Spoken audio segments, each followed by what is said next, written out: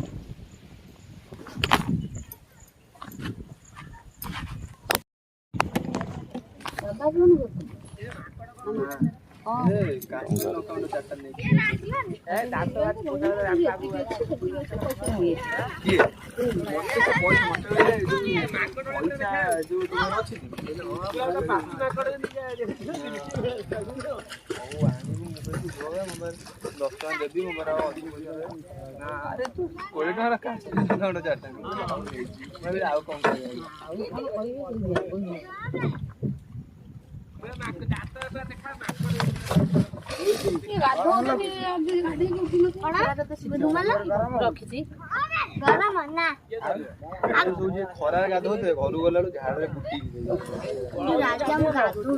ବାବା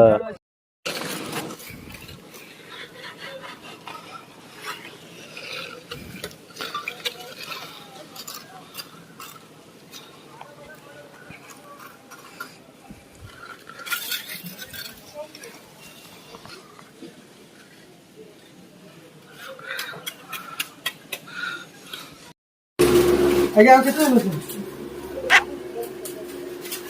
ଭଜା ଥିବ।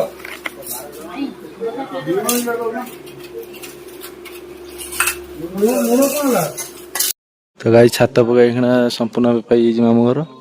ତାପରେ ଆମେ ଏଇଖିଣା ଖାଇଦେଇ ବାହାରିବୁ। ଛାତ ଏଇଠି ପୂଜା ହେଇଥିଲା। ପୂଜା ଭିଡ଼ିଓ ଅଛି ମୋ ପାଖରେ, ଅପଲୋଡ଼ କରିଦେବି ଦେଖିବା ଆପଣମାନେ। ଖରା ତ ଆଜି ବହୁତ ମାତ୍ରାରେ ହେଉଥିଲା ଜୋରରେ।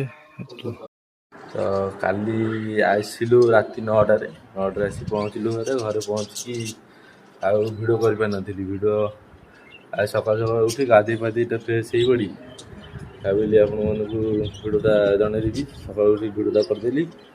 ତାପରେ ତ ଦେଖିଥିବେ କାଲି କେତେ ଜୋରରେ ଖରା ହେଉଥିଲା। ଆଜି ତାଠାରୁ ଭୟାନକ ମାତ୍ରାରେ ଖରା ହେଲାଣି। ସମୟ ଏଇଖିଣା ଦିନ 10ଟା। ଦିନ 10ଟାରେ ଖରା ଏତେ ଜୋର ହେଉଛି ଯେ ସମ୍ଭାଳି ହେଉନି। ଚଷମା ନ ଲଗେଇଲେ କିଛି ପୁରା ଅନେଇ ହେଉନି ଚଷମା ନ ଲଗେଇଲେ।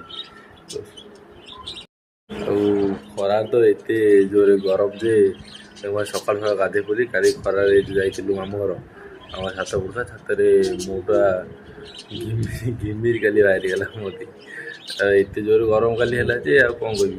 ଘିମିରି ବାହାରିଗଲା। ଆମେ କାଲି ରାତି ଆଇଲା ବେଳକୁ 9ଟା ପାଖାପାଖି ହେଇଯାଇଛି। ଟଙ୍କାରେ ଏତେ ଆଇଲୁ ଆଉ ବିଶେଷ ନଥିଲା କାଲି ଭିଡ଼ିଓ କରିବାକୁ। ଆସି ଶୋଇପଡ଼ିଥିଲି।